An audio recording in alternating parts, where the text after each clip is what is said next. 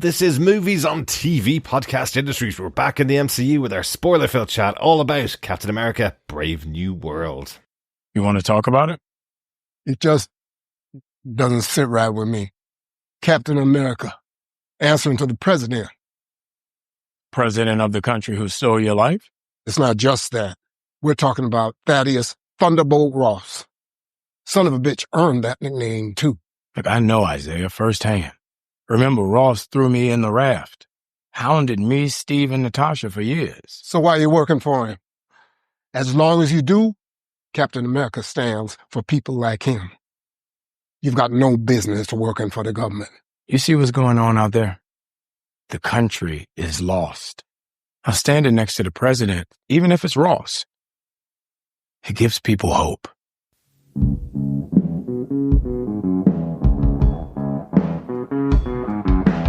I hear a lot of people saying the blues, but I'm gonna tell you what the blues is.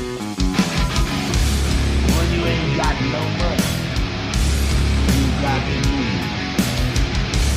When you ain't got no money. Welcome back, fellow defenders, to Movies on TV Podcast Industries and the Marvel Cinematic Universe. We are chatting about Captain America, Brave New World, the 35th movie in the MCU. I'm one of your hosts, Derek. Hello there, fellow defenders. Yes, I am one of your high-flying other hosts, John. Good to be back on the podcast. It seems like an age, even though it's only been probably just literally over a month. I've been leaving it to you and Chris to take on Invincible. Yes, we've been covering every episode of Invincible. It started out with 3 all in one day, and then we've been doing one a week since then. It's good to be back. It's like being back in a saddle. Did I say saddle? I meant harness.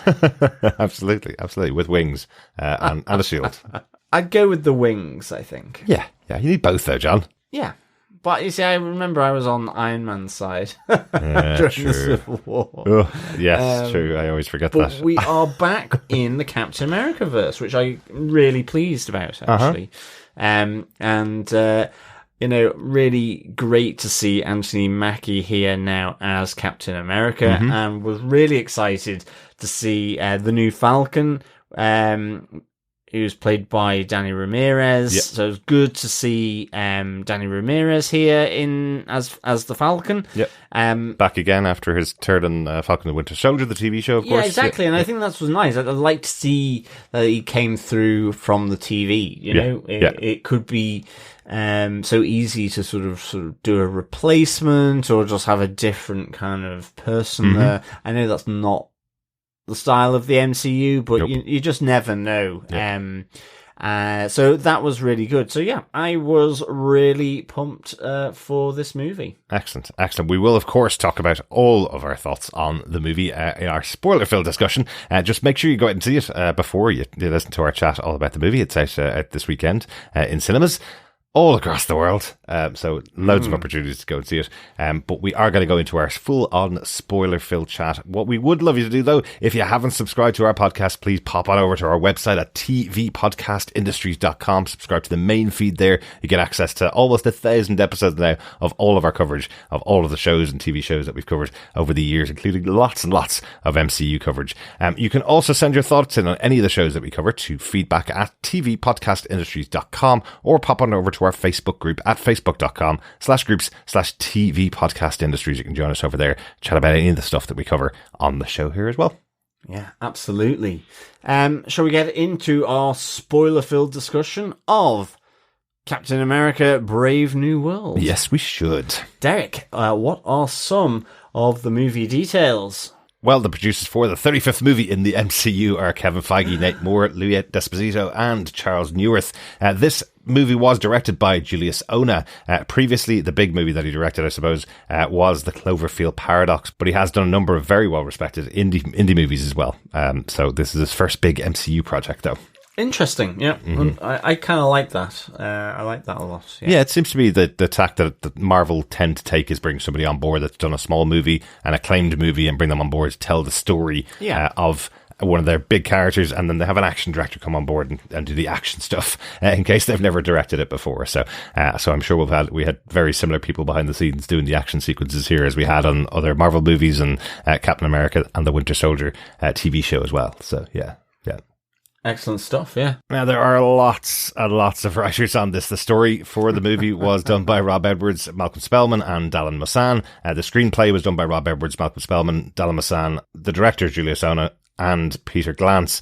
Malcolm Spellman was the head writer and executive producer on The Falcon and the Winter Soldier, and Dalan wrote the penultimate episode of that series as well. But there have been a number of rewrites and additional writing happened since the original series came out. This was supposed to follow on directly from The Falcon and the Winter Soldier when that originally came out, but it's been quite a long time since that's come out, and the world has changed a bit, and things changed in the MCU as they do on a regular basis. Lots of moving pieces. This movie was supposed to come out a while ago as well. It's been been delayed a few times for various reasons, like the writer's strike, the director's strike. So it's interesting seeing how many people are involved in the writing for the movie. Yeah, no, it is interesting. And maybe that, in the end, is a bit more representative, actually, what certainly used to happen. I guess they'll change that up as they try and cut costs down the line. But it seems like, the writing element, you always think of a book, don't you? And you think of a single author. And yet we know from TV that there are writers' rooms and showrunner and then main writers, and that, in a franchise type movie situation, you're going to probably have significant number of people involved in that. And then that gets compounded by the fact that you have writer's strike, director's strike, COVID, and these delays that have kind of bed in, and the need to revisit certain things, I guess. From the studio's point of view. I think we'll probably talk about it as our discussion of the movie goes along. For me personally, while I absolutely accept there are writers' rooms, and there's no denying that within the Marvel Studios system, Kevin Feige's at the top. There's a ton of writers underneath him breaking the stories, coming up with ideas for all of the 20 more movies that are planned to go, and the 35 that have gone past so far, but they do usually leave it to a head writer, a lead writer, to break the story and to give us a Marvel movie. In this case, having Malcolm Spellman and Dalan Musson, who both worked on Falcon and the Winter Soldier, being the original lead writers for this movie, felt like it could have been a direct sequel to that show. We know that show didn't land exactly as they wanted it to land, because there's a number of re-explored ideas, I guess, in this movie. The movie itself has changed name from the original title that it had, which was originally supposed to be New World Order, but that had other connotations out in the world that they didn't want to explore. So it has now become Brave New World for its final release, and added on, I think, 2 different rounds of writing where the writers took the original script and rewrote it in their own way to suit the story they wanted to tell in the end. One of the things I just wanted to call out was the music for the movie was done by Laura Cartman. Laura Cartman coming on board from the What If TV show, from Miss Marvel and the Marvels as well. So Laura Cartman, another one of the creative founders behind some of the Marvel movies and TV shows as well. So kind of cool to have her on here doing her take on the Captain America themes for this version of Captain America film. Really good. John, do you want to tell us what they all gave us with your synopsis for Captain America: Brave New World? Sure. After being diagnosed with a terminal heart condition, Cantankerous General Thaddeus Ross turns his life around and is announced as the new US president, promising togetherness in the face of overwhelming challenges in the world. Following the discovery of a brand new element, Adamantium, in the body of the celestial Tiamut that still resides in the Indian Ocean, countries across the world are battling for control of the powerful new material. When the Serpent Society, a rogue special ops group led by Sidewinder, steals a sample of adamantium, President Ross sends Captain America to Oaxaca in Mexico to retrieve the item. Backed up by his guy in the chair, Joaquin Torres, who wants to be the new Falcon, Cap recovers these items, but Sidewinder escapes. If Torres is to be the new Falcon, Sam wants him to train with the best, so he sets up a session with another super soldier, Isaiah Bradley. To thank them for their service, President Ross invites Sam and Joaquin to the White House. As recompense, Sam asks for an invite for Isaiah too. But as Ross thanks the heroes, a song begins to play, triggering multiple attacks on the president. Isaiah is one of the shooters. He takes his shot and escapes the White House, pursued by the Secret Service and President Ross's private guard, former Black Widow Ruth Bat Seraph. But Sam reaches Isaiah first and manages to calm him down. He soon realizes, though, he has no memory of the incident. But with the high-profile attack, Isaiah is imprisoned while the investigation takes place. As Sam tries to clear his friend's name, he and Joachim learn there is one person behind everything who they must uncover. President Ross has a secret. Following Bruce Banner's escape 16 years ago, Ross locked up his scientist contact Samuel Stearns, forcing him to be his own personal think tank and to create a cure for his illness. But imbued with supreme intelligence, Stearns has used his skills to plant commands in agents across the world. He created a statistically probable chain of events to get payback on President Ross. When the Japanese government chooses to take the Adamantium for themselves, the US tries to intercept them. Stearns' manipulation almost leads the two countries to war until Captain America and Falcon convince them otherwise, but Falcon is injured in the crossfire. As President Ross announces the new cooperation between Japan and the US, Sam learns that Stearns' real plan was to turn President Ross into a real monster. The life-saving pills he created to save Ross were infused with gamma radiation, which transforms the president into the aggressive Red Hulk. Sam has to use all of his abilities to calm the monster inside Ross, who finally gives himself up and is taken to the Raft prison, where his estranged daughter Betty pays him a visit. With the true culprits in custody, Isaiah Bradley is rightfully freed, and Samuel Stearns warns Captain America of the impending arrival of others who will destroy their world. Meanwhile, Sam decides Thaddeus Ross was right about the need for a new Avengers initiative. He officially recruits the recovering Joaquin Torres as the new Falcon, as they set out to find their new teammates. And breathe. Yeah, that was very long, fellow defenders, so it's apologies for that, but it's a big movie. Lots of different elements to it, but I think, I think it's a good, fairly direct storyline in here, but it's good to see it bringing the events of the Incredible Hulk there, with Samuel Stearns, who's played by Tim Blake Nelson, who I absolutely love, all the way back to Oh Brother, Where Art Thou, where I kind of first really sort of got to see him properly, I think. I think so. He was great in that. Yeah, I think he was in other stuff as well before that, but that's where I really kind of maybe leap into Tim Blake Nelson as an actor and really enjoy his stuff. Yeah, it's really interesting that they take some of the lead from Incredible Hulk. That was the second movie released when the Marvel Cinematic Universe was getting established. It was just after Iron Man. It's largely forgotten because Edward Norton played the role of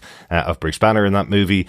A lot of people kind of ignored it. They didn't really realize it was as incorporated into the world. We didn't see many of the characters before, other than Thunderbolt Ross, who is now played by a different actor. Thunderbolt Ross originally played by William Hurt, all the way back to that movie, and has appeared himself a few times across the MCU for the last couple of years in big movies like Civil War, like the Avengers Endgame. He's appeared a number of times, and unfortunately passed away a couple of years ago, so has been replaced here by Harrison Ford. But it's really interesting hearing and seeing some reviews. The numbering of the MCU gets changed sometimes. People sometimes call this the 34th movie instead of the 35th movie, and a lot of that is because people have discounted the Incredible Hulk so much that they feel it's not part of the MCU, and also people just getting the numbering wrong as well.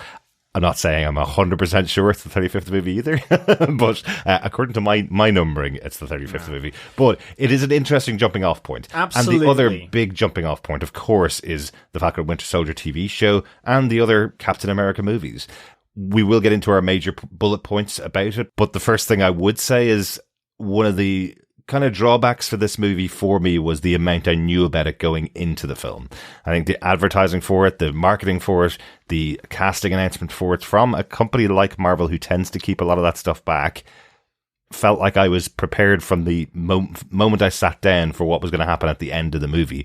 Some character appearances that I probably shouldn't have known about until the movie was over and the credits were rolling, I knew about months and months in advance. So I was quite surprised at that. And I feel like as we go through the movie, I wonder whether I would have had a different experience on opening night if I hadn't have known all the things I knew going into the movie.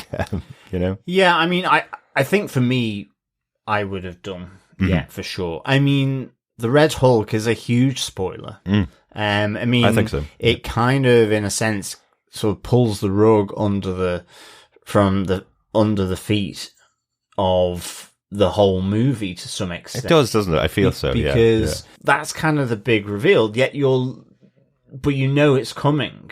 Yeah. So in the end, my big debate is about whether the pills that Thaddeus Ross or President Ross is taking is the ones that are preventing him from turning into the Red Hulk or causing it. And we find out that it's actually causing it. And I'm like going, this doesn't feel like it has the same cultural significance as red pill, blue pill from the Matrix as to does it have gamma radiation or not? And I mean, it just undermines, I think, this. And it means that I think a few other things are undermined as well. Yeah.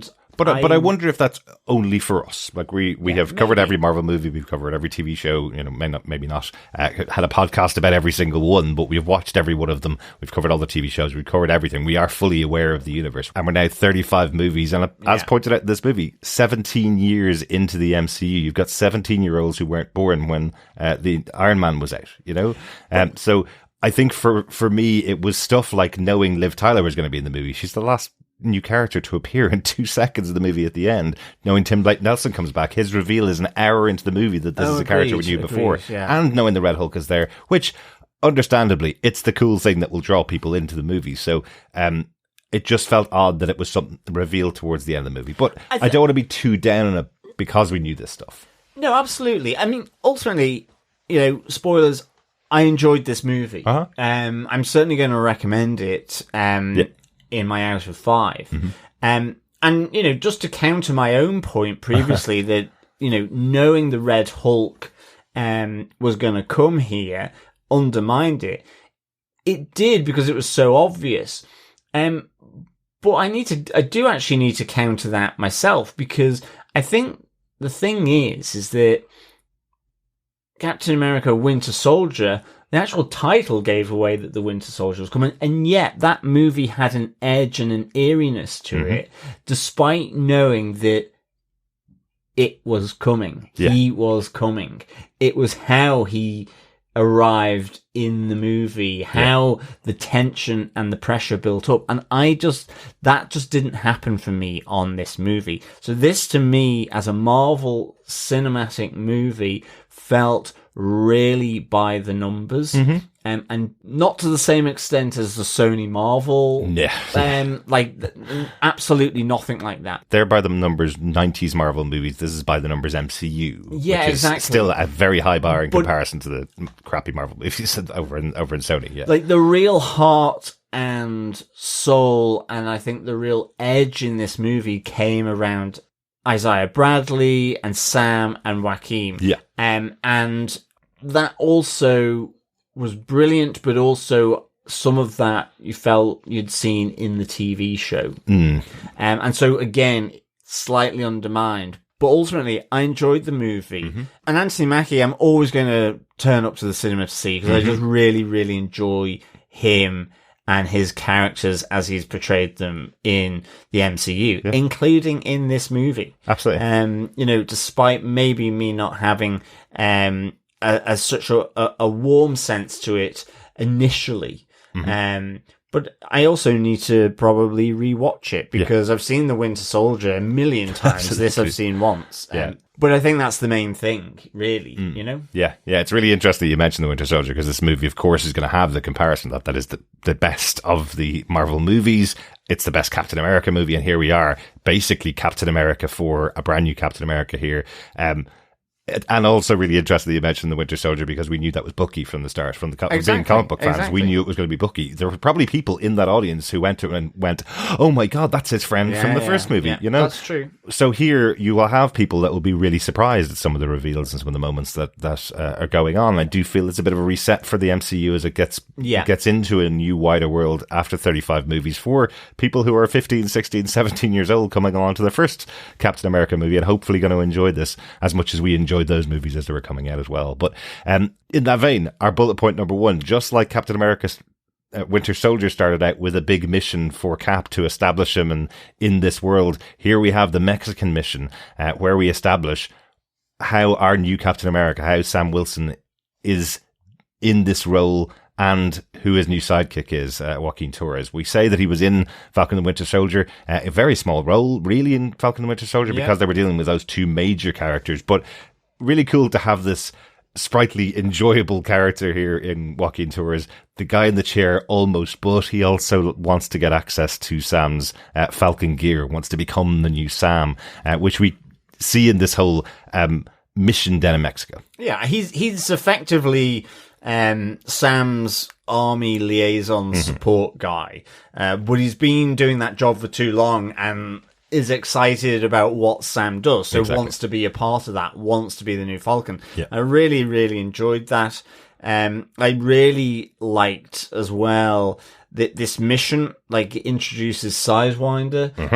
I love the fact that it's played by Giancarlo Esposito, Seth Volker, Sidewinder, and I guess this was a kind of interesting surprise for me. I thought Sidewinder was going to be the main antagonist here.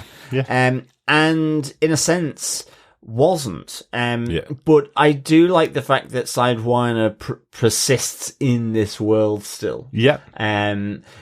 Could be that Winter Soldier type antagonist to Sam, but without any history. So actually it's worse because there's no chance of a resolution to it. Well, exactly. So, maybe that's a really interesting kind of duo, the dark and the light here being introduced. And with Giancarlo Esposito, really enjoyed his character. I mean, I think the moment where he sort of crashes into the big truck that Sam is driving and comes out guns blazing as he does this ambush almost of Sam, you really get the sense that Sam is in trouble here.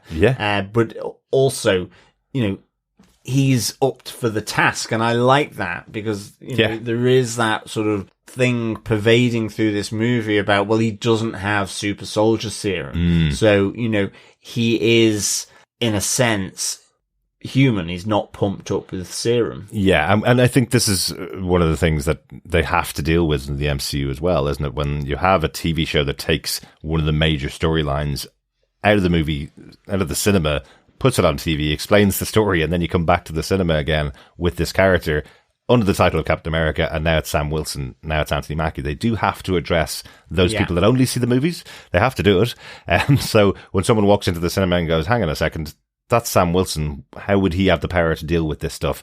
So here they upgrade a suit. Now we've got a brand new Captain America suit. I think it's pretty damn cool. Love seeing him with the wings that are now provided to him by the Wakandans, who had a good part in Falcon and the Winter Soldier. This is their reward, I suppose, for him dealing with Baron Zemo, who also played a major role in the series. So what I love about this really is the fact that I feel like you should see the TV show. I thought the TV show was really good, and it's taking jumping points off it, but there is an explanation for how Sam is able to deal with these kind of superpowered villains.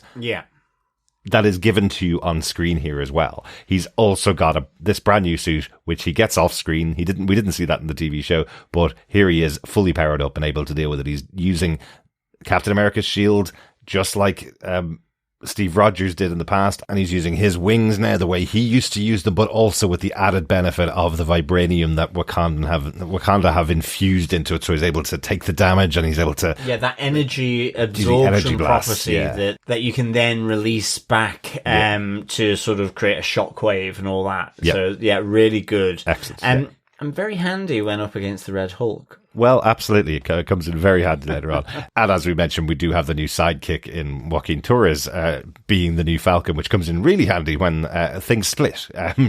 We have the Serpent Society trying to keep the brand new Captain America at bay while they get away with the stolen adamantium. Falcon goes after that while Sam is trying to stop Sidewinder here from getting away exactly. as well. So yeah, so it was a good little opening actually. It was, yeah.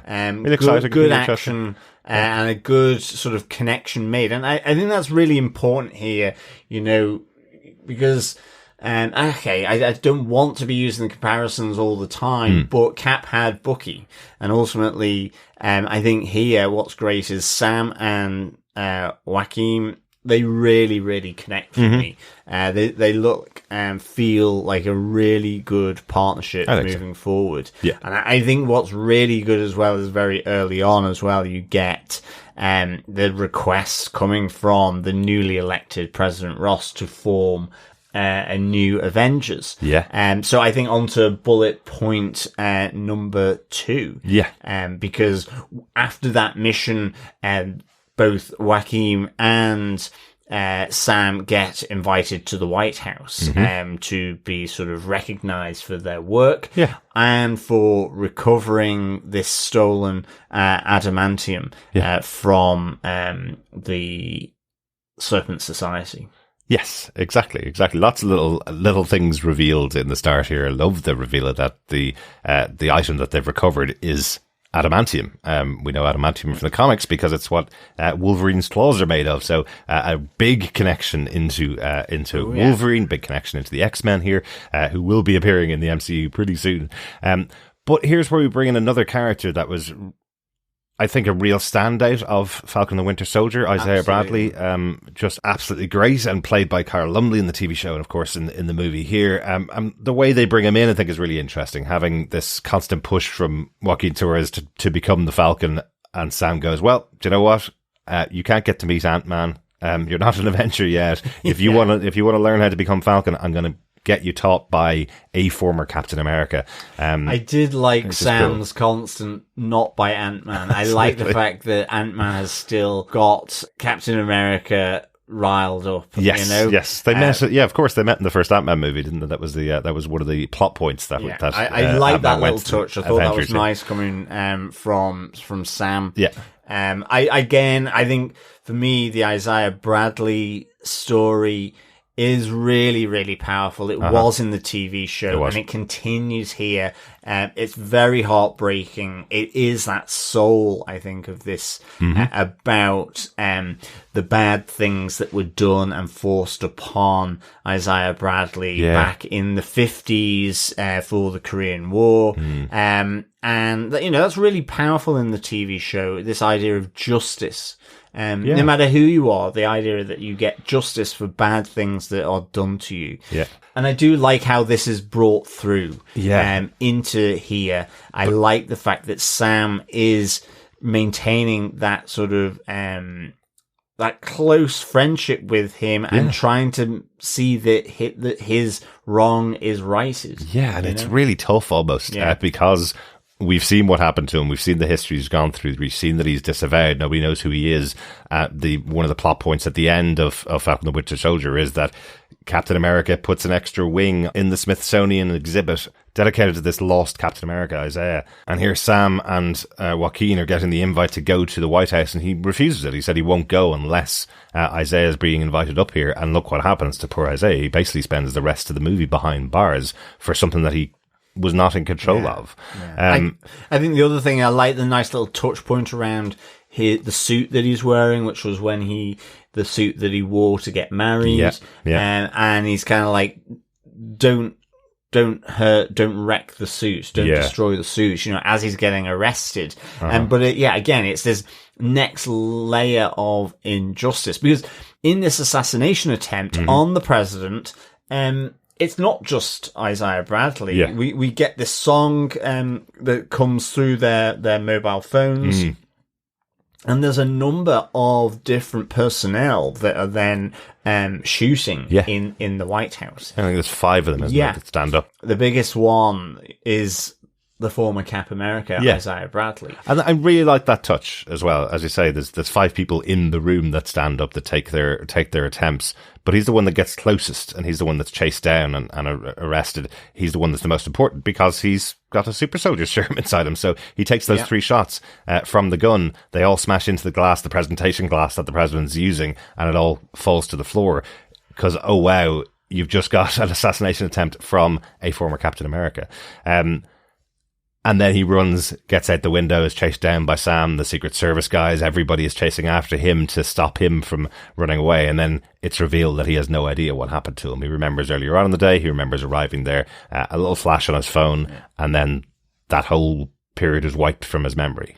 Yeah, absolutely. I mean, I think the other thing that really nicely kind of contrasts this whole part of the movie is Sam, Joaquin, and Isaiah arriving and all their banter in the back of the limo. You know, we know that Isaiah wasn't particularly keen on sort of joining them, but is persuaded. And we know that Sam is looking for him to sort of teach Joaquin. And there's a great energy and banter between the 3 just before this. And that's what makes it more kind of heartbreaking, really, is that in the end, Bradley is arrested for this attempt on the president's life.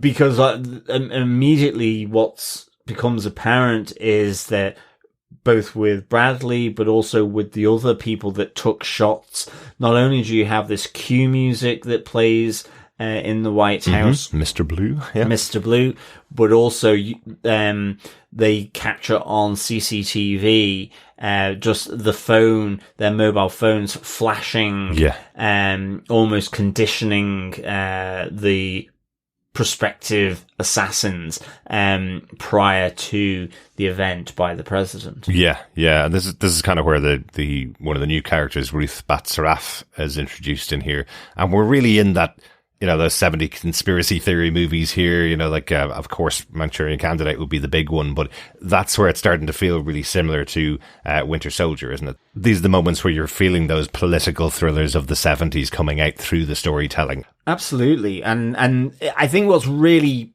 powerful here, I think it's just the thing that maybe they just let go of really a bit too soon, is the paranoia. Like the Manchurian Candidate is a really good example of where, you know, the people in power don't know whether their best colleague, their brightest colleague, their best friend, who's also a colleague, at the highest levels of national security, aren't also working against them. And that paranoia, you know, the deep throat element. And I think you kind of get that sense initially here.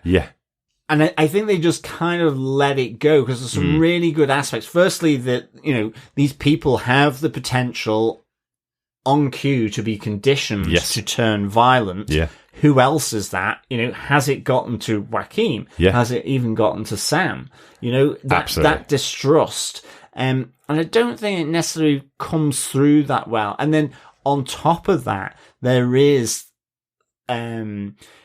President Ross's own paranoia about the person who he has had imprisoned for so long. And like immediately after the attack, he's asking the person in charge of the incarceration of Samuel Stearns, is he still there? Because he's concerned that he's escaped and gotten out, and this is the attack on him. And that's it. It's getting that balance right, which is the really difficult part, isn't it? Because of course, the Manchurian Candidate, that was the entire movie. It was only about who could be the traitor in my midst, So that is the entire plot of your movie. With the MCU, you have to also add in, well, there's Captain America in there. He's got to have a big action sequence fighting against some bad guys. You know, you've got to have that. You've got to have the friendship between him and Falcon building up.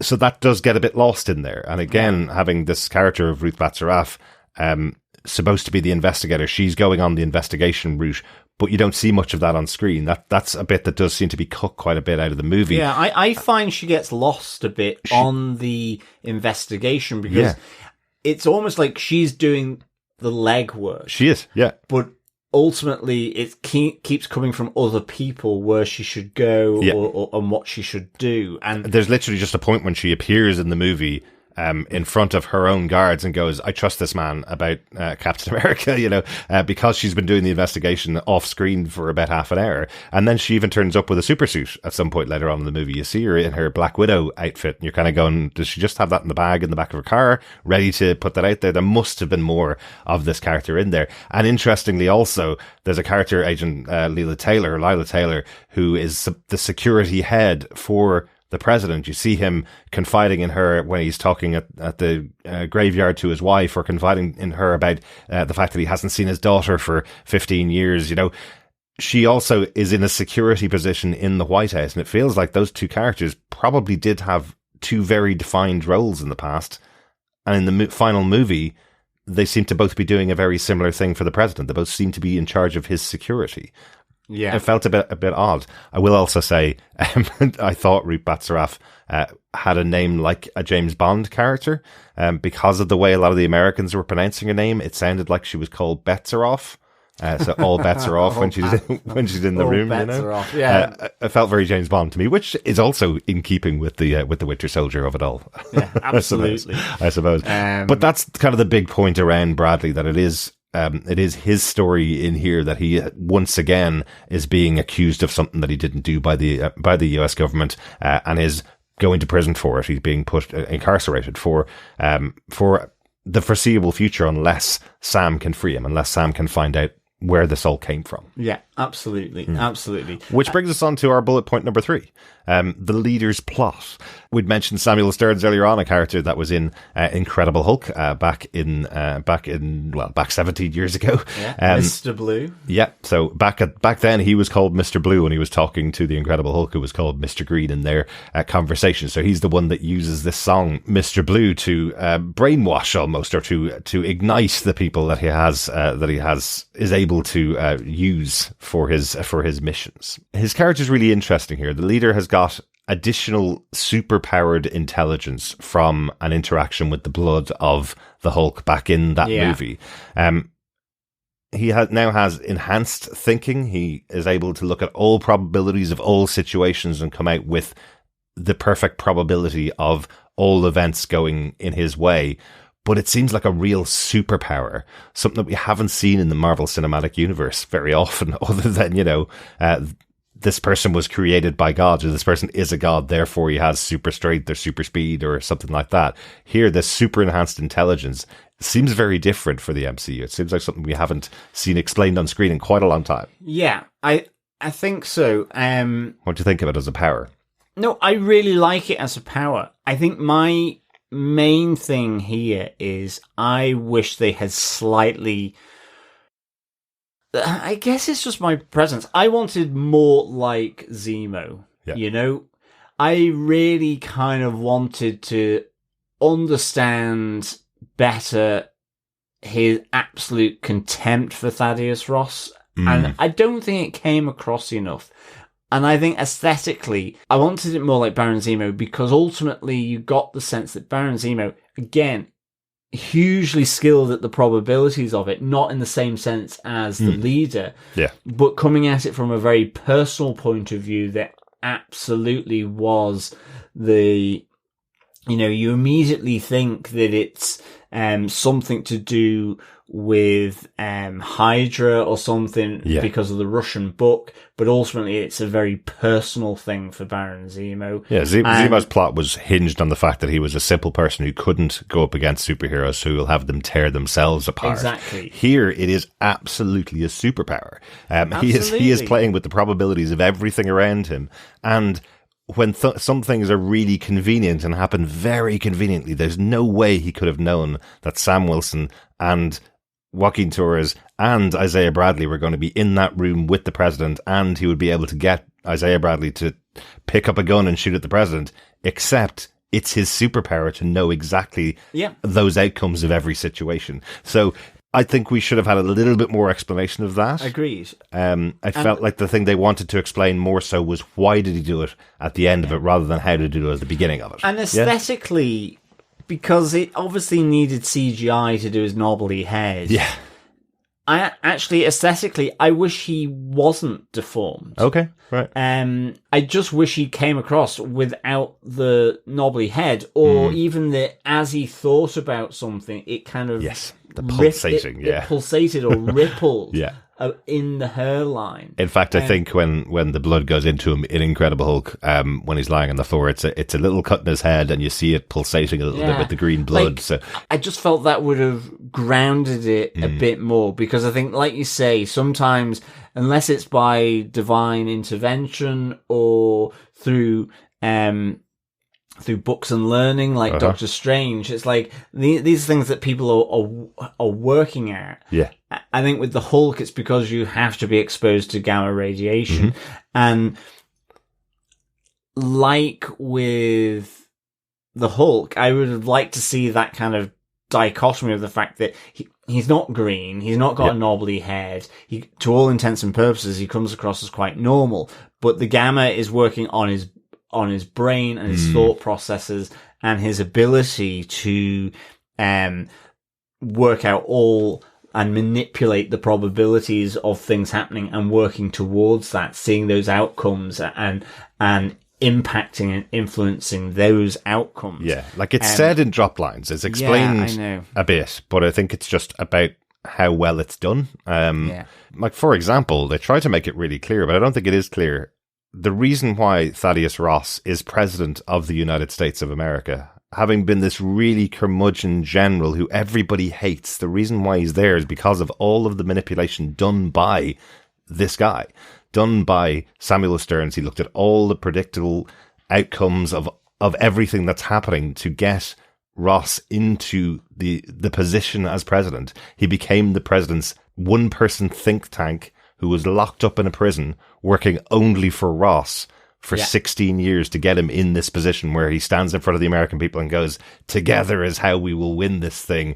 Even though anybody who knows Ross from the movies, everything that he's done has always torn everybody apart, hasn't it? I mean, he's that character for me in Marvel Comics, in the Hulk TV show, in the movies, that really gets under my skin. Yes. I really dislike him. Yeah. And it's such a great characterization because that's exactly what he's supposed to be. I think Harrison Ford does a good job of getting to that point as well. And actually at the start you're kind of going, why is Thaddeus Ross talking about togetherness? How has he been able to transition from being a military general to president? There are absolutely examples of that in the US, like Eisenhower and Grant. There's also examples of octogenarians, over 80-year-olds, being the only option for president of the United States, and then not getting their position as president, and somebody else who is also way too old to be president becoming president. Probably in the editing time period for this movie coming out, so I kind of feel there was a couple of things cut from maybe a Biden version of Harrison Ford's character may have had to have been edited around to a tantrum throwing Red Hulk character, more like the actual president. Would you think?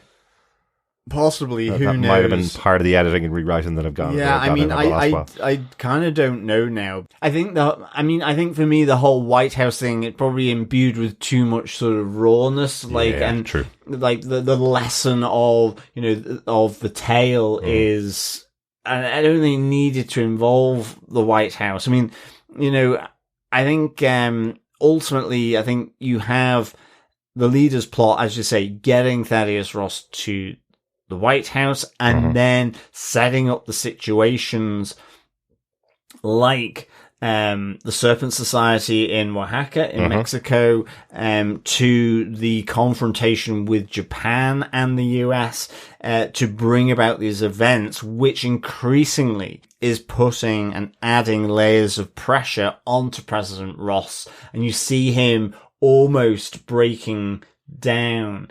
And there you go. You see him taking the tablets, and you think, okay, that's what's calming him down. Most notably when the US and the Japan send their fleets to the celestial Tiamat, that island, in order to claim the adamantium, this new precious material that has been found on Tiamut, the celestial island, as they're calling it. I like that. I'm really pleased that they involve the celestial, that you've got that recognition of a huge rock celestial coming out of the Indian Ocean. From the Eternals, of course. From the Eternals. But, the leader is bringing all these together and, being able to mind control at various aspects. We have, the assassination attempt in the White House, but now then, as the US and Japan send their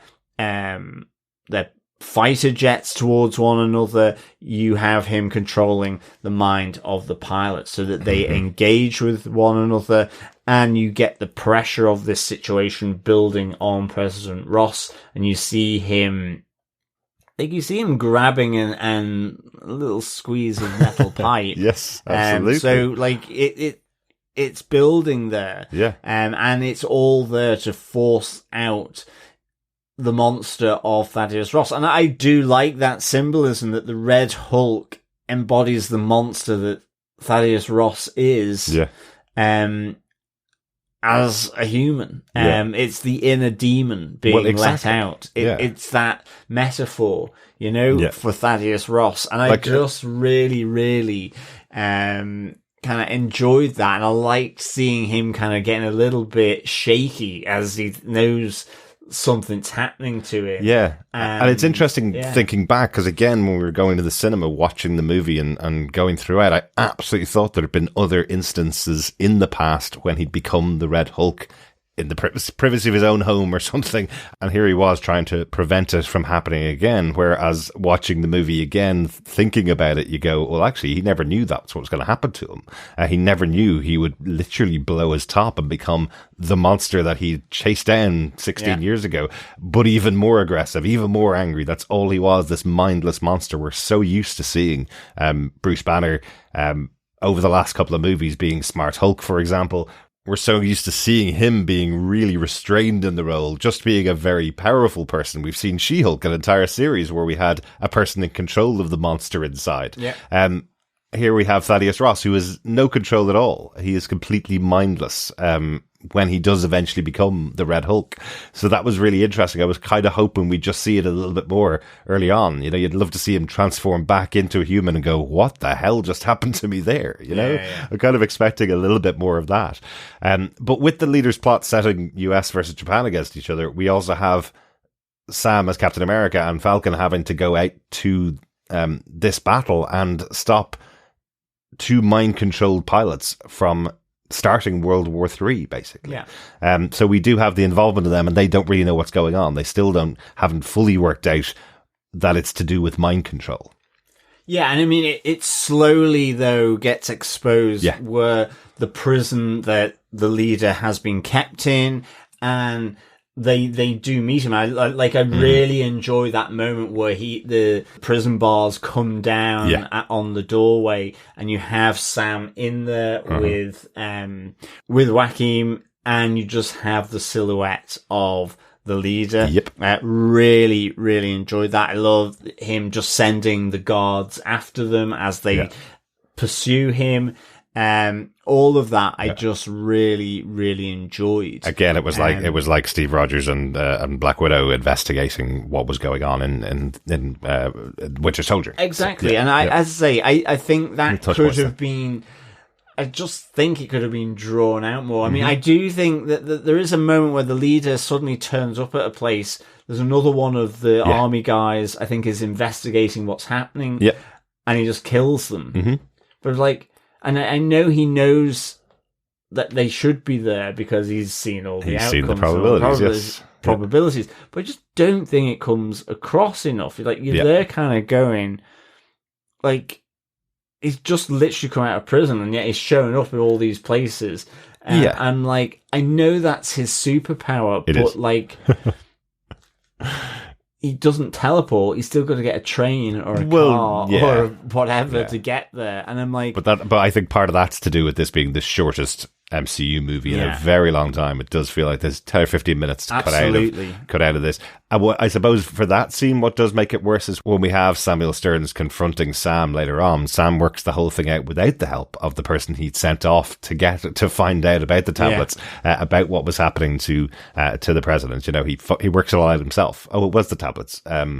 Are they stopping him from becoming, or are they causing him becoming the Red Hulk? So, there needed to be a little bit more work here, or a little less editing, is my feeling. I think there was a lot of work there with 5 different writers, some on the story and some on the screenplay. So, I think it's the midpoint where it just gets a little bit sort of unfocused. Yeah. To be honest. Yeah, and they tried to focus it with editing, is what I feel, rather than with expanding and writing a bit. But that's the complexity of the leader's plot for bullet point number 3. One of the things that does happen in that battle over the sea is that Torres goes in too hard as the Falcon and almost gets killed. Yeah. An interesting little touch that I only remembered afterwards. This is what happened to Falcon's partner in the past before he met up with Steve Rogers. His partner died in a similar situation when they were both using their wingsuits. That's why he originally met up with Steve, and that's why he had left the army at that stage, and that's why he joined up with Steve. And actually, there was a nice moment where they touched back on Sam's role as a rehabilitator of former veterans, which I really kind of liked. Absolutely. I thought that was a nice touch that they sort of point out around, I think it was Joaquin. Yeah. That, you know, well, you're the right person to be there for him. But having said that, I do wish they hadn't taken him out and effectively put him in hospital for the remainder of the movie. Yeah. And that mainly is to do with kind of the final big showdown between Sam and the Red Hulk, to be honest. I know what you mean. I felt there was something missing. I felt like if we had the two of them side by side, it would have set up a really strong team up. And I think it really sets up the notion that ultimately is the end point, which is that, yes, Joaquin, you're on my new Avengers. Yeah. Yeah, I know what you mean. I feel like it would have been great to have Torres at Sam's side at the end, having the brand new Falcon standing beside Captain America at the end of the movie. But I get the argument in the writer's room must have been, we want to show that Captain America can deal with every problem on his own. He doesn't have to have a team around him. That's for the next Avengers movie to explain. I'm sure that's what the discussion was going on. You're right. A decision had to be made, so they take Torres out here. It's a reminder that Sam has lost people in the past. It's a reminder of what Sam continually said to him: "Don't you die out there? It's on me. The blame falls on me if you do die." So I get why that probably was a discussion, and they kind of chose this one. They chose Torres gets taken out. He goes to hospital. He's not as much of a superhero. He's still biting at the heels of Captain America, I suppose. It does make sense, but there was just a little part of me that felt like it would have been nice to have him there at the end. Yeah, definitely. In the final showdown. Not for all of it, but as this, I've got your back, or on your left, whatever you want to sort of use for that way of saying, we're all in this together. Exactly. And I suppose it does speak to the MCU a little bit more when they deal with their human characters, that they do tend to see them actually getting hurt. Like even Sam here at the beginning of the movie, he gets his arm injured, and throughout the rest of the film, he's not fully up to speed again. He is worried about the army. He is trying to make sure that is kept safe. He is recovering from his injuries, let's say. And here, Torres is in very real danger. Just because he has a wingsuit doesn't make him invulnerable, invincible, or a superhero. So I can see why they did it. But it does lead to our bullet point number 4. He gets his own bullet point, John. A visit from Bucky Barnes. Being the other central character in Falcon and the Winter Soldier, I suppose we should have guessed that the Winter Soldier was going to come into this movie, that we would see Bucky Barnes in this movie. But I was quite surprised to see him appear here. Me too. Yeah, right. Like as Torres is recovering in the room, he's getting an operation. Sam is watching it over him, and Bucky arrives in the room to give Sam some advice. Yeah. I think this just took me completely by surprise. Right. I mean, firstly, in a good way. Yeah. Because it was like, it's Bucky Barnes. And I absolutely love Bucky Barnes. I love The Winter Soldier. Mm-hmm.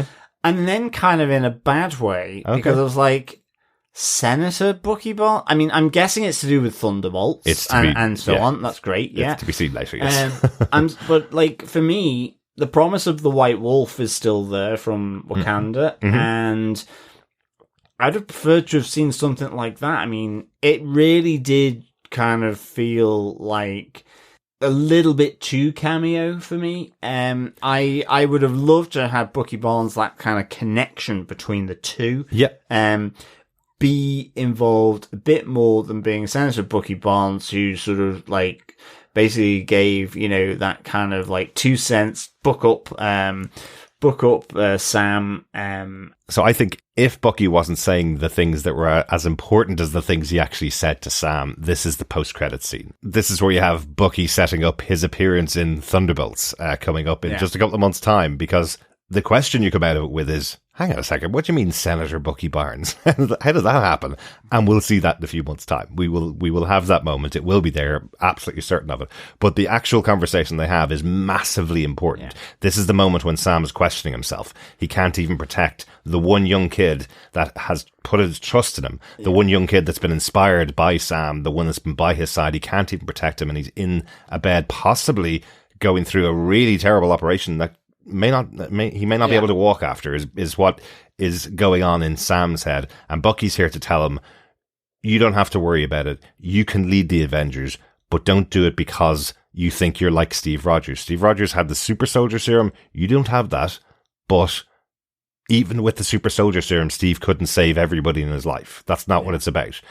And I love the line, Steve gave people something to believe in, but you give them something to aspire to.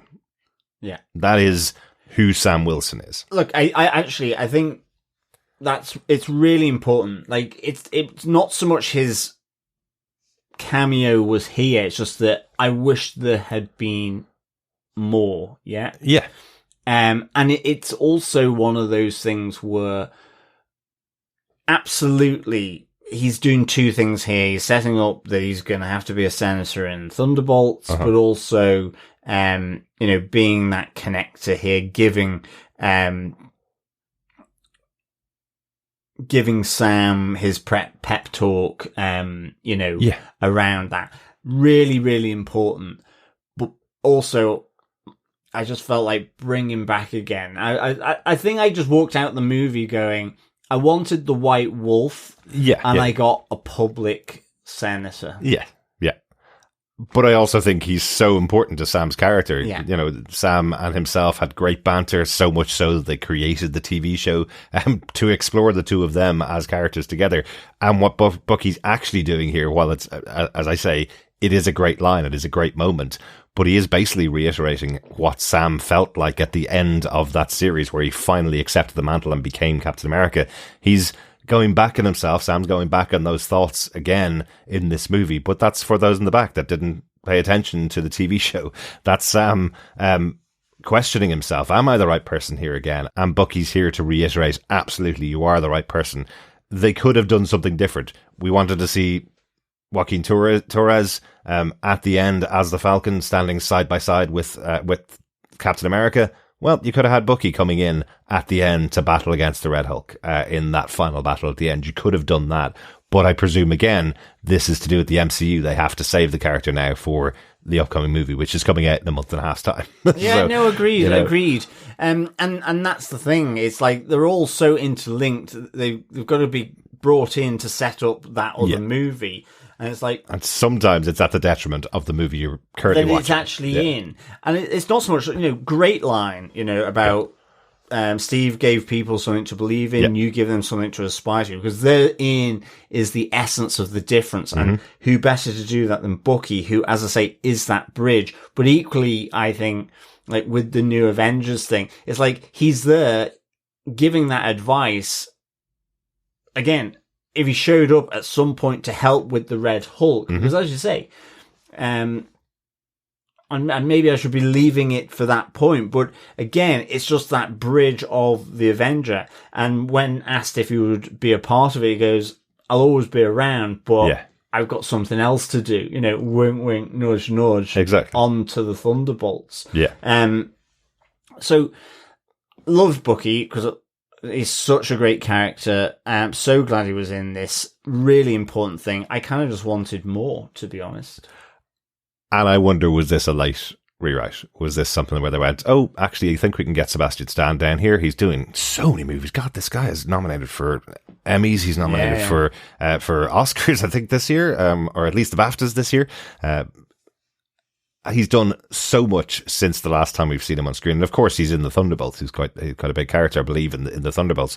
So it felt like maybe we can't get him down here. But if we could, here's the scene we want him to do. Here's the line we want him to say. It'll sum up everything about Sam and give him that push to get on to the end of the movie. It'll give him that push, even if we don't have Bucky in his full outfit going toe-to-toe with another Hulk. We have Sam with the reminder of who he is and why he should be able to stand up to all the bad in the world.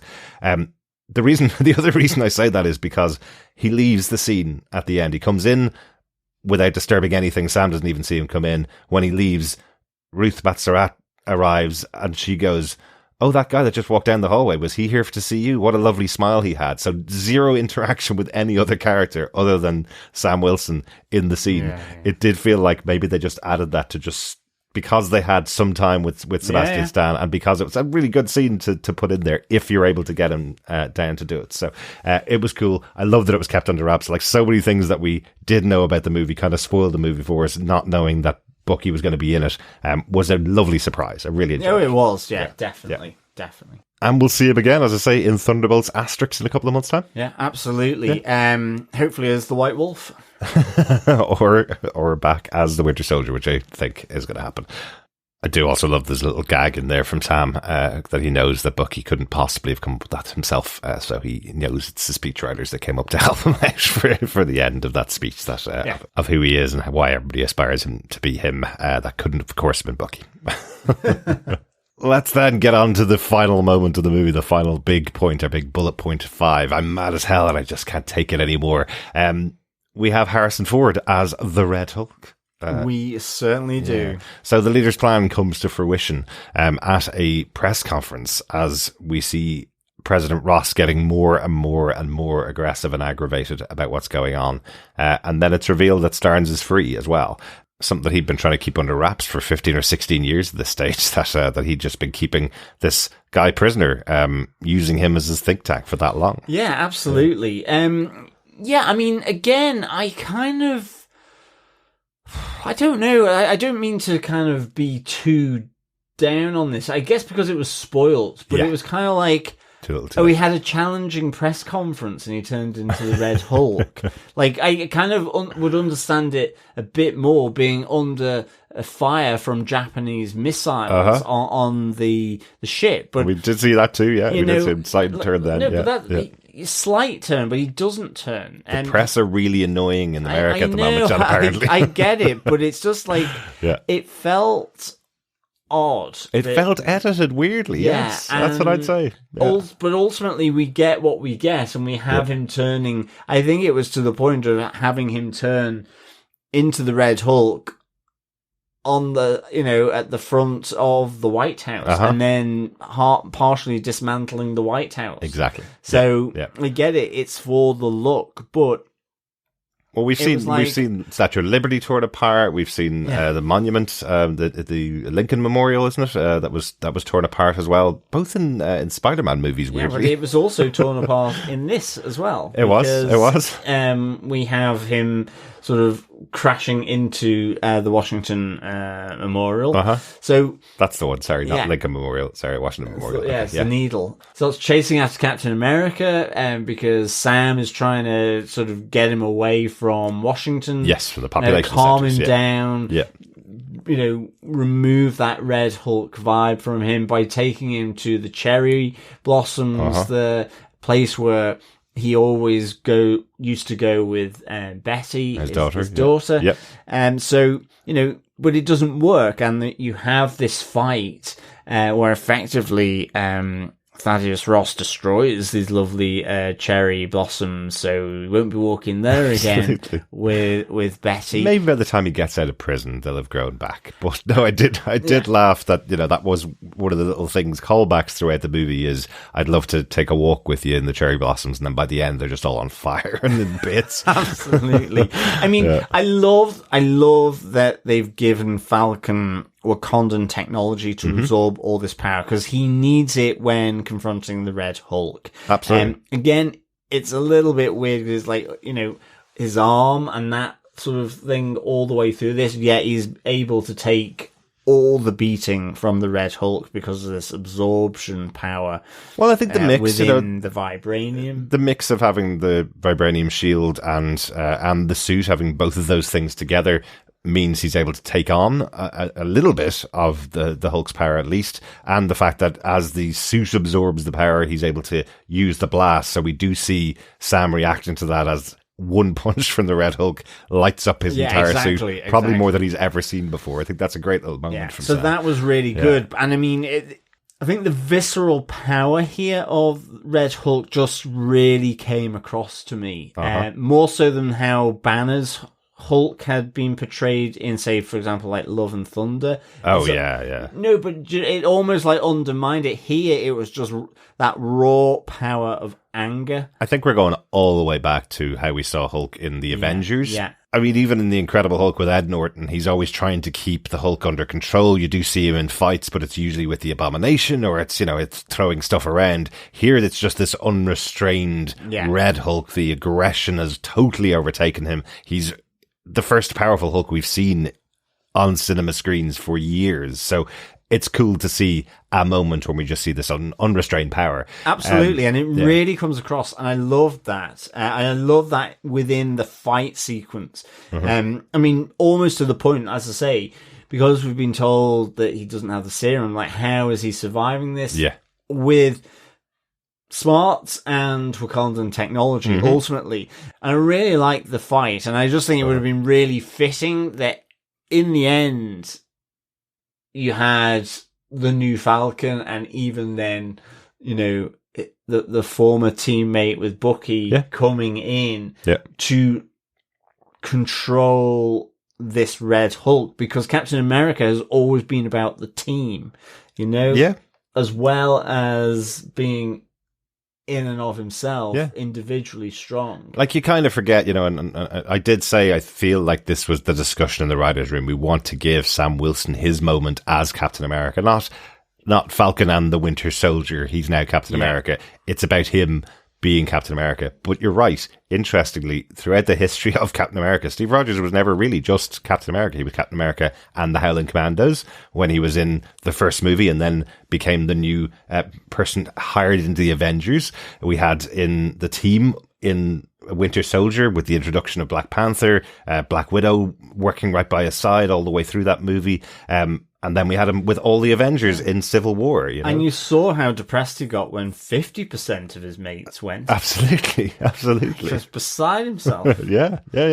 But here we are given a moment where we have Sam standing up on his own versus Red Hulk. But I love that he uses the tricks that he learned over the years. So he is using what Black Widow did to calm down our Hulk, let's say, the Mark Ruffalo Hulk. He's using that calming tones to soothe the savage beast. He's even just taking him to the cherry blossoms. It's to try and get his mind elsewhere. To think about his daughter, to think about the fact that he does have someone that he's trying to make amends with, to think about Betty. So he's using those tasks, and also the fighting, and the Wakandan wings, and the Captain America shield. So he's using everything, every tool at his disposal to get the Red Hulk to go away, really. And it works.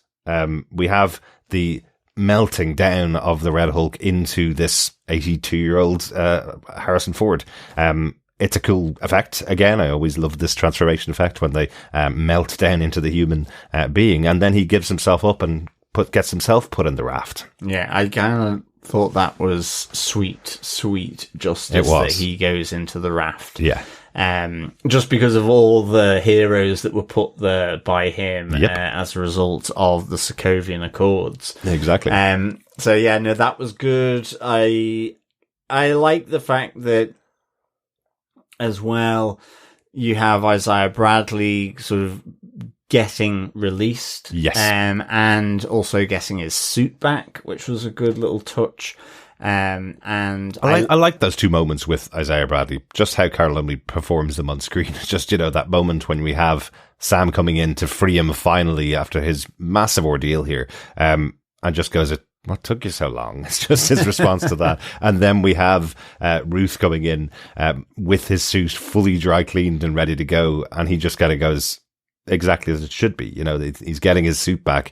It is cleaned. They all understand the importance of that suit to him and who he is as a person. They all understand this is something that's important for him. It did almost give me a bit of a tear in my eye that they realized how badly treated this character is. Finally, is what it feels like. I wish there was a little bit more of that. I wish we had maybe that scene from the end of Falcon and the Winter Soldier where they dedicated a wing to Isaiah Bradley. Maybe he does need to be standing on the lawn of the White House, being given a Medal of Honor for his service to the country, rather than being this person accused of murder and this person that had been experimented on for many years as well. I feel like Isaiah Bradley deserves a little bit of reparations at some point. Yeah, definitely. Yeah. And I think I like that it is neatly tied into a bow, in the sense that, Sam really does take on board what togetherness Ross was talking about around the new Avengers. That's required. And I like that he's putting his stamp here, and I like that it becomes the Falcon, or Joaquin's Falcon, that is the first one to be effectively invited to the new Avengers table. Yes, absolutely. I also think it's really interesting that the original offer that was on that was put in front of Sam was, do you want to form the Avengers? And Sam's big complaint about it was, well, we'll have to answer to you, Mr. President, if we become the Avengers, which is what we were fighting for all along, right? That was the big issue. They didn't want to be beholden to a president. They wanted to be the Avengers Initiative. And he actually, I think he echoed Captain America. I think Steve Rogers had said that in the past. Yeah. If we have a problem, we'll deal with it together. That was the thing that was thrown in his face by Tony Stark. But that wasn't enough for Sam. He certainly didn't want to be beholden to President Ross, of all people, if he was going to set up the Avengers. Now President Ross is behind bars. Sam is setting up the new Avengers, probably with a little less oversight or a little less connection to a specific sitting president. Yeah, I think always oversight in that there was S.H.I.E.L.D., but the thing is that also was a spy agency. Yeah, so and it's being run by Hydra as well. Well, exactly. But it's Nick Fury that forms the Avengers Initiative. Yes, there's Hydra infiltrated, but he's their point of contact. He is the one. So they've always had oversight, but they're with a Secret Service agency. Yes. That kind of is outside of normal government structures, but not entirely. And sometimes might need to investigate government structures when one of them happens to be a Red Hulk. So maybe the oversight of a president that could turn into a very powerful being, or who's being mind controlled by the leader. Probably not a great oversight to have. So gladly that's gone. But I did really like that final conversation between Sam and Joaquin, where Joaquin's saying to him, I failed in my mission because I was trying to emulate you, and you're always on point. You're always the one that is able to do everything that you do. You're always able to achieve all the goals that you set for yourself. And Sam tells him the truth. He feels that if he's not on point, he'll let down someone else with their seat at the table. He'll let somebody down. That pressure that he's under constantly to be the best in his field is because he feels somebody else is looking up to him. Somebody else will see a failure on his behalf and think that they're going to fail in what they do. So I thought that was a really interesting idea, that pressure that Sam's under. Yeah, agreed. As well. Yeah. Definitely. And that closes out the movie until our little post-credit scene, as we usually call out the post-credit scenes. This is another reason I feel that this movie, Brave New World, is really just setting up the future of the MCU. In case you may have missed a few movies in the past, over the last couple of years, or some of the TV shows that were on Disney Plus, the post-credit scene here is Stearns telling Sam, watch out for other heroes, other people from other worlds. They are coming down the line. And that's kind of it. It's something that we, as people who've watched all the movies and all the TV shows, know that there is this other world, the other multiverse. That's all going on. That's all out there. And it is something for the heroes in this main world to be worried about. But that's the stark warning that's coming from Stearns. Oh, yeah, absolutely. I mean, this to me is just another way of talking about incursions, which was done more explicitly at the end of Multiverse of Madness. Yeah. And by incursions, I mean were two universes, two worlds collide together, and at least in the comic books, one will get wiped out and gradually to remain with just a single world or single universe. Yeah. Or sometimes a patchwork of I think all of those different universes. Yeah, and I mean, so I think it's another way, and I know there's been a lot of writers' strikes and so on and so forth, but I kind of wish some of these storylines would stop playing out in the movies and not be left to post-credit scenes, because in some ways that's almost like one of the most interesting parts of this movie as well, is that thing, you know, even if you had Stern talking about it all the way through the movie. Yeah. You know. Yeah.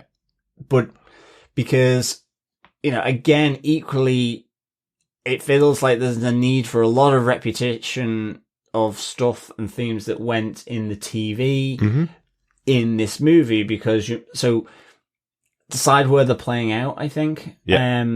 And maybe it's part of the fault that everything is connected. But I've always said that. I like that idea. I get it. I understand it. When it comes off, it comes off.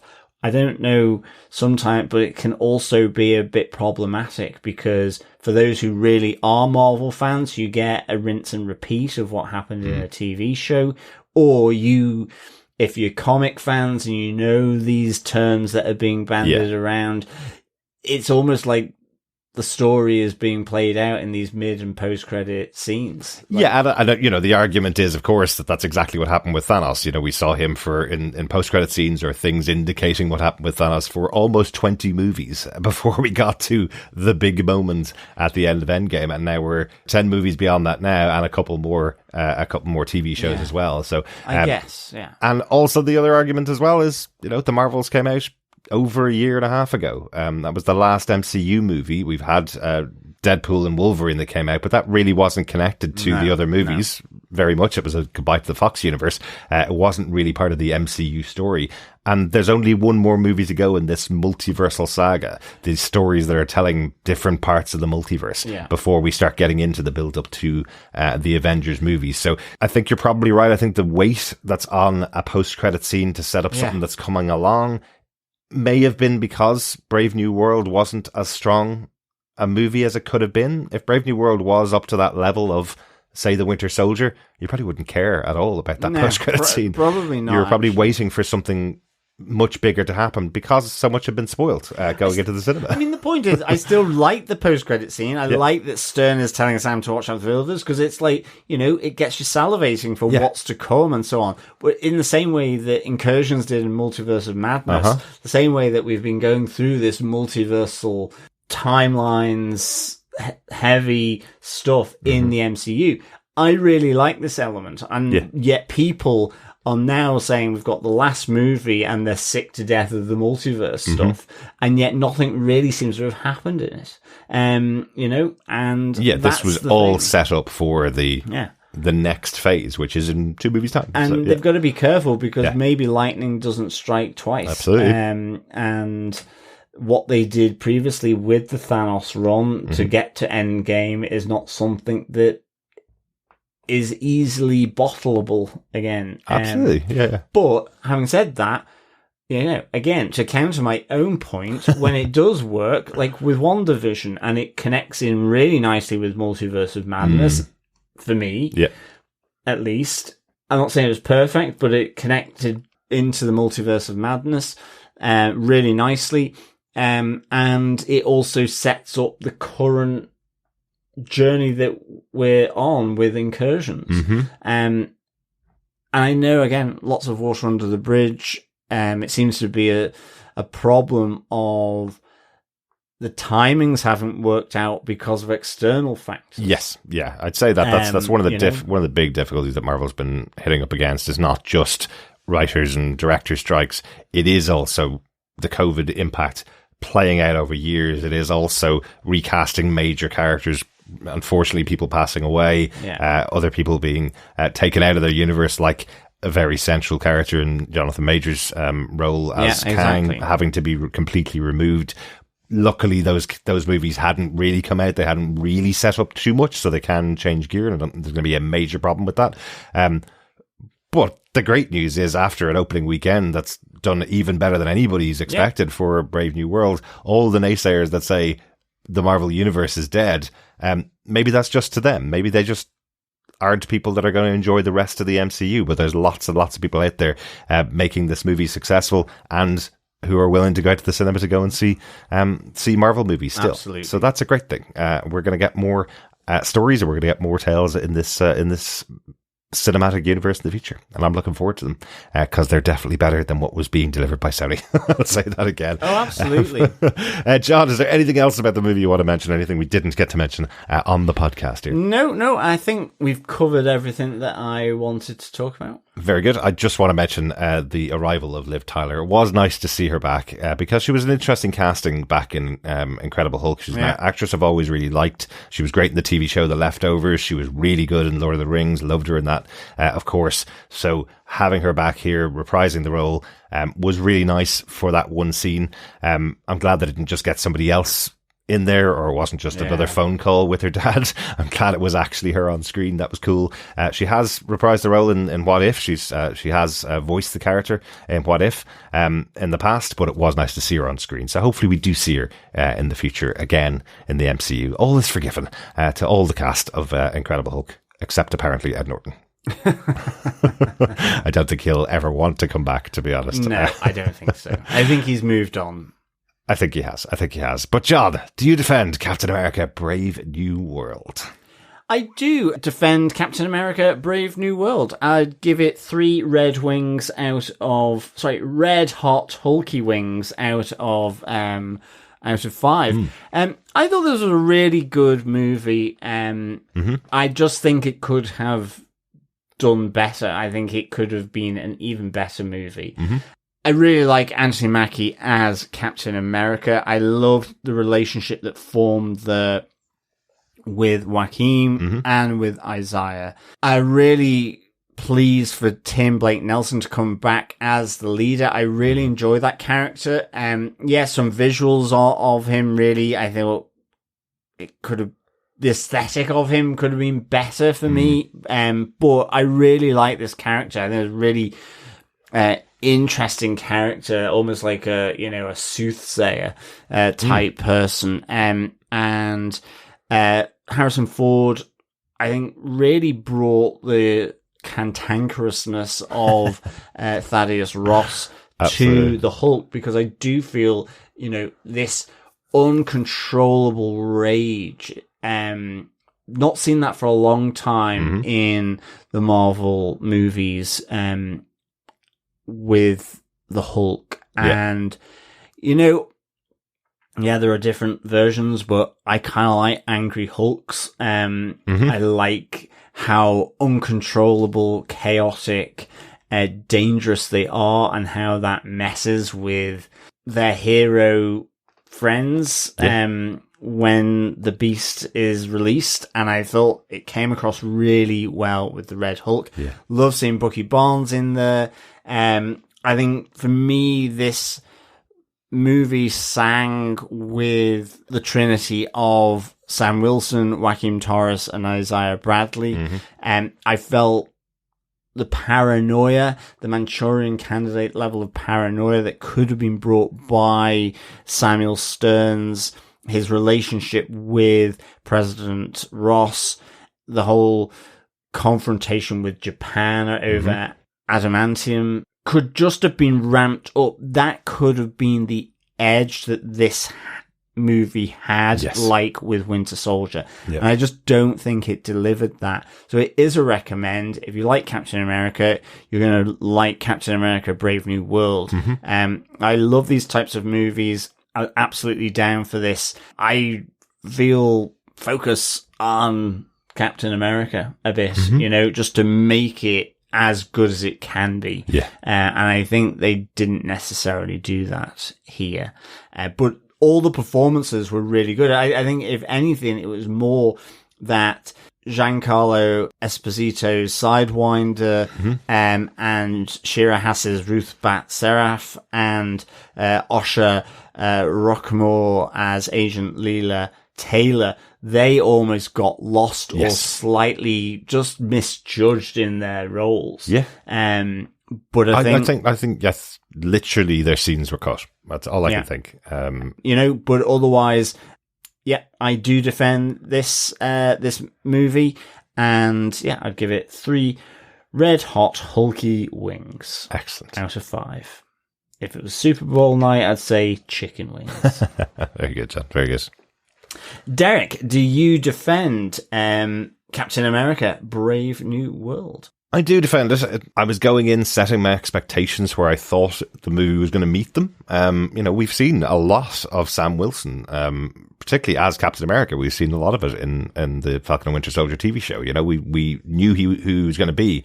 I felt there was a fight on screen that he was having with himself that I had already seen and had agreed with in Falcon and the Winter Soldier. He is absolutely the Captain America for the MCU. I'm totally on board with that. I love Anthony Mackie. So I felt like him having to retread that ground, even in the small way that he had to in the movie, was unfair to the character and to Anthony Mackie. I hope that's it. That's the end of the conversation. We don't have to do it again in the future.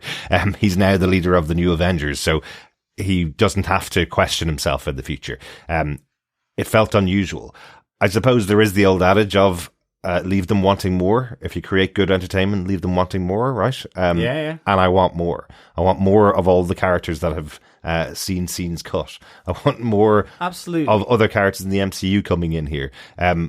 One thing that kept going through my head, it being a sequel to The Incredible Hulk, and us having that scene in She-Hulk of Mark Ruffalo trying to get Tatiana Maslany to accept her time as the Hulk, it being totally uncontrollable. Well, maybe he should have done that with Ross. Maybe we should have had a moment where we have Mark Ruffalo's Bruce Banner talking to Ross about what it's like to be the new Hulk and calming him down and bringing him off to his island getaway in Hawaii, you know, doing that little comedy moment at the end, that's where he goes instead of going to the raft, you know. That would have been a nice little tie into some of the TV shows again, you know, something that we did watch and did really enjoy. It would be great to see Mark Ruffalo there to help calm down the Hulk, because I'm not totally sold on how that final scene worked when we have a completely new angry Red Hulk being calmed down by Sam. I know it worked for Black Widow, calming down the Hulk who'd been calmed down many, many times before, but I'm not sure how it worked in that fight sequence that we just saw for 3 or 4 minutes at the end.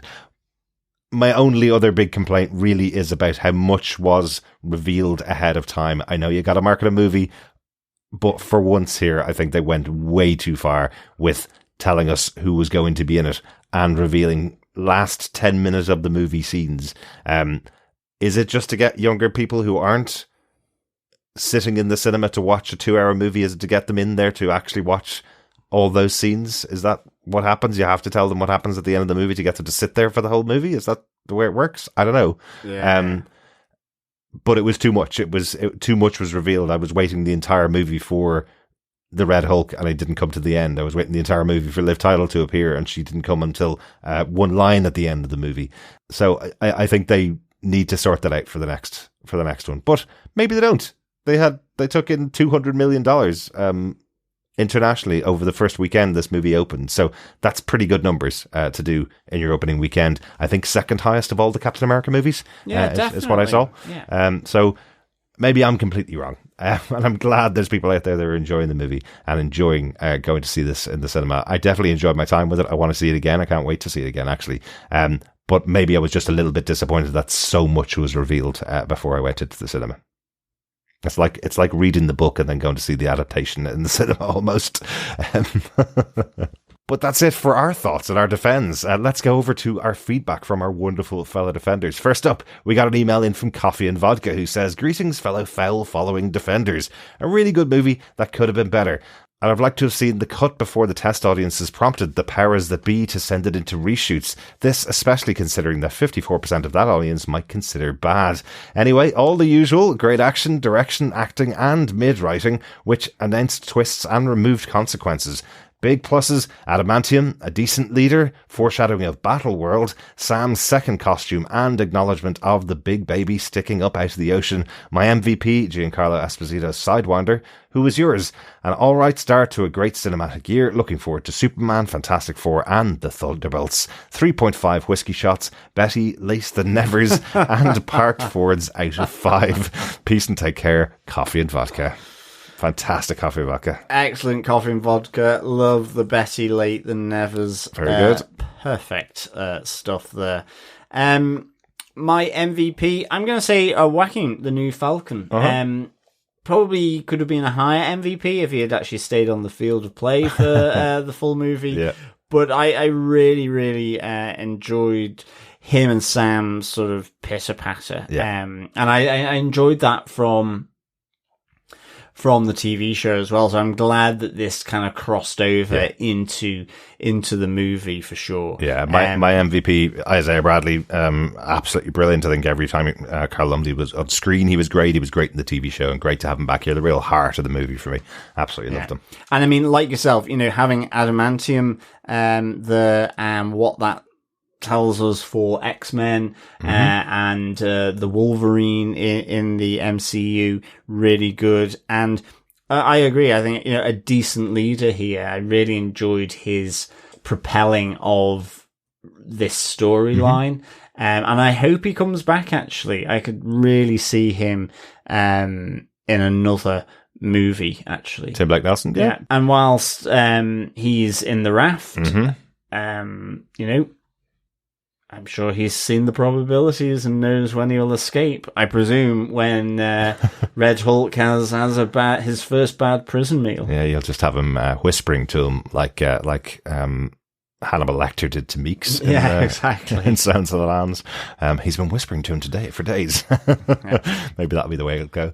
Great stuff. Thanks, Coffee and Vodka. Yeah, thanks, Coffee and Vodka. Over on Facebook, we got some feedback as well. First up, Claire Owens, who says, "Just came out of the cinema. It was okay. A lot of little Easter eggs, but the end credit scene left me like, yeah, well, we know all that." I'm kind of with you there, Claire, to be honest. And certainly that was my initial thought coming out of the cinema was, that was grand. And yeah, I mean, with the end credit, yeah, let's just get there, please, and have three movies telling the story. Yeah. First time ever. I'm really looking forward to the Fantastic Four because I know that's going to propel that storyline forward. Yeah. Because it's fresh in the door. Yeah. I'm quietly hopeful for the Fantastic Four, especially. Me too. But I was very hopeful for Fans Four Stick, and that was very disappointing. Yeah. Very disappointing. Exactly. But this is a very different one, and it's in the MCU, so all good.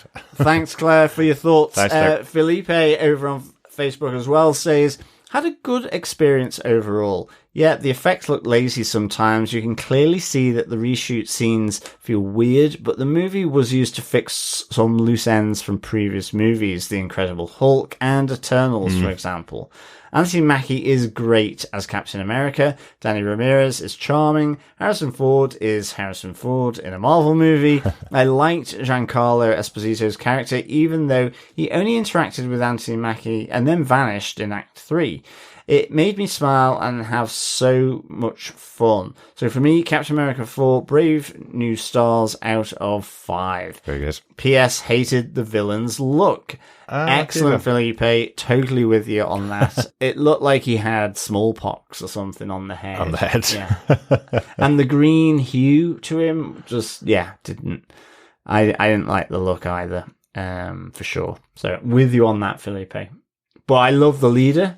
For sure. And I think as well, he was kind of like a grey, silvery green. He was, yeah. Not even like green. I know, but a little nod to all the different colours of all the different Hulks. I wonder whether it was a touch of his Mr. Blue coming in there. Was it kind of a blue-green rather than a grey? I guess so. But loved the leader, loved the character. Absolutely adore Tim Blake Nelson. I know, yeah. But yeah, the look, the aesthetic just didn't do it for me. Yeah, very good. Thanks, Felipe. I did mention earlier on about that scene with Sebastian Stan talking to Anthony Mackie being a cool scene, but being filmed in isolation. Yes, the Giancarlo Esposito scenes with Anthony Mackie, I think they were also filmed in isolation. Rumor has it, we know definitely that Seth Rollins, the WWE wrestler, was supposed to be in the movie. He was originally supposed to be cast as Sidewinder, who is the character that eventually Giancarlo Esposito played. So he was removed from the movie.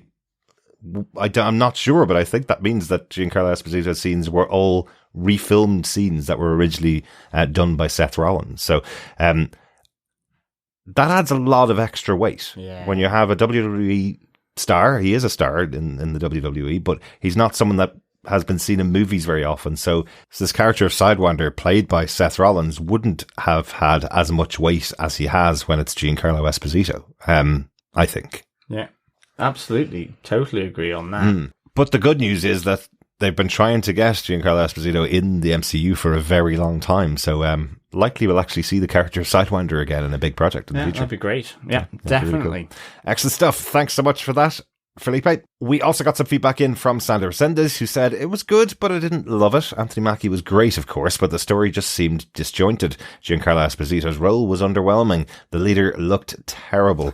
Harrison Ford and Red Hulk were great. I did enjoy it, but I'll probably never watch it again, like I haven't rewatched any of the MCU movies since Endgame, with the exception of Deadpool and Wolverine.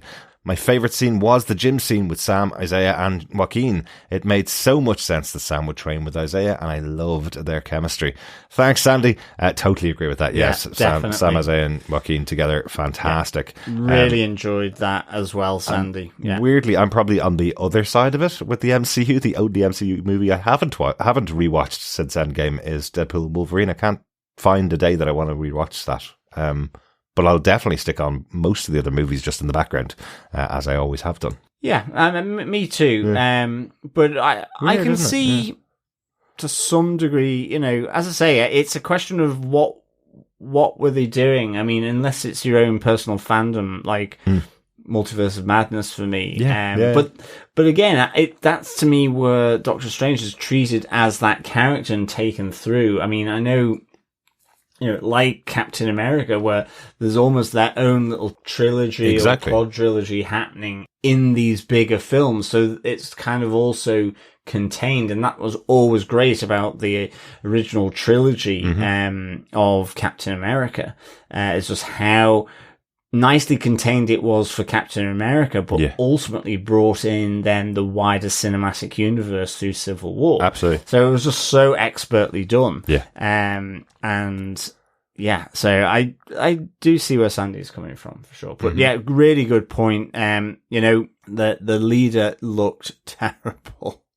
It did look like sort of carton of eggs on his head or something. Anyway. Thanks, Andy. Absolutely. Thanks, Andy. Michael Carrier says, solid Marvel movie experience for me. The final fight with Red Hulk had me jumping in my seat. I had no idea how the heck Captain was going to put Red Hulk down. I think Sam's long-term movie franchise credibility as Captain America, he had to defeat Red Hulk alone. But him doing the talking down gave the Martha moment vibes from Batman and Superman. I think it should have been the President's daughter.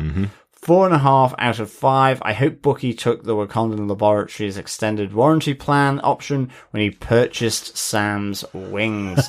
P.S. I avoided all previews and trailers for this movie, so went in spoiler free. Oh, yes. Good man, Michael Carrier. That is the way to do it, said Punch to Judy, I guess.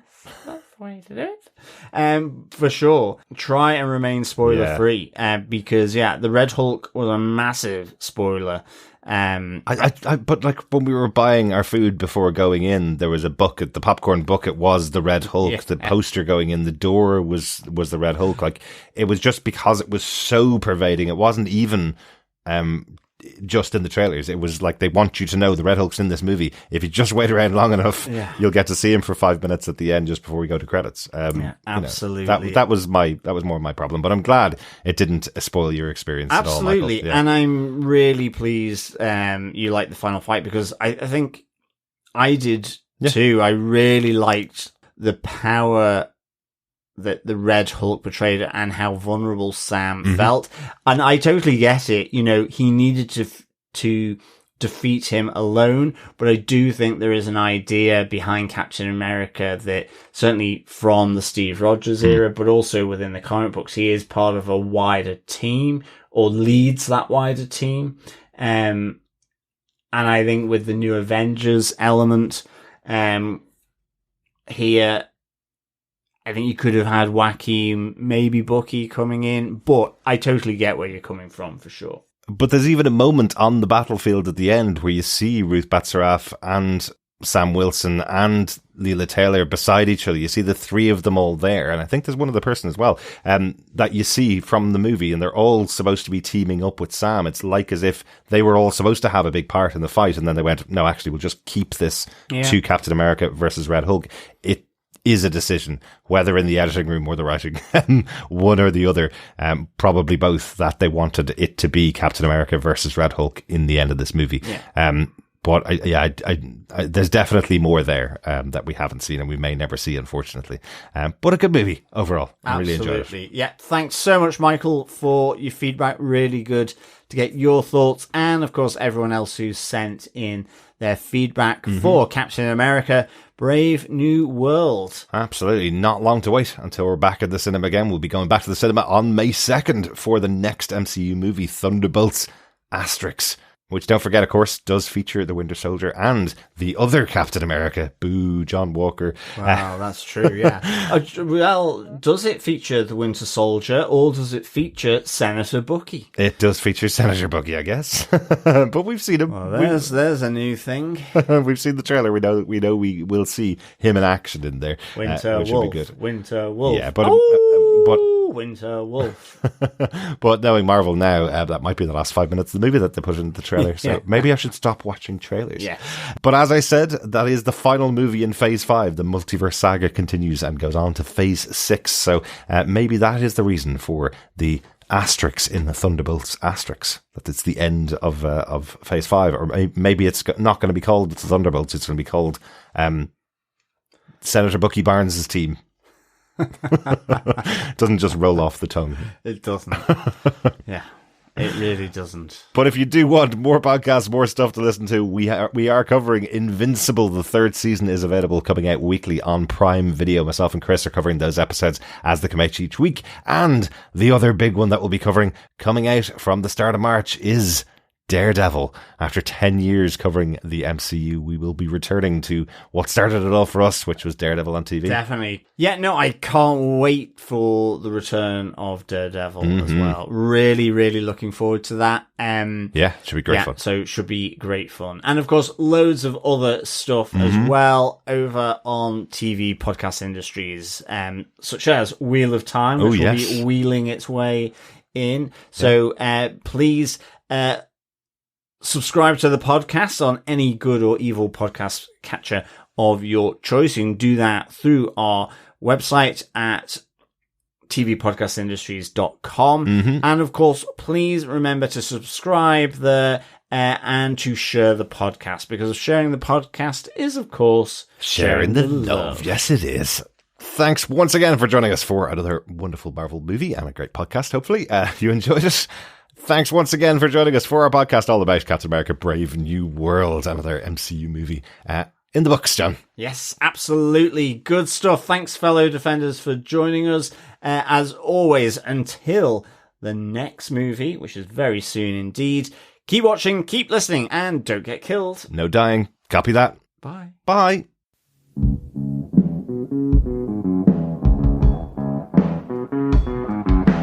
I hear a lot of people saying the blues, but I'm gonna tell you what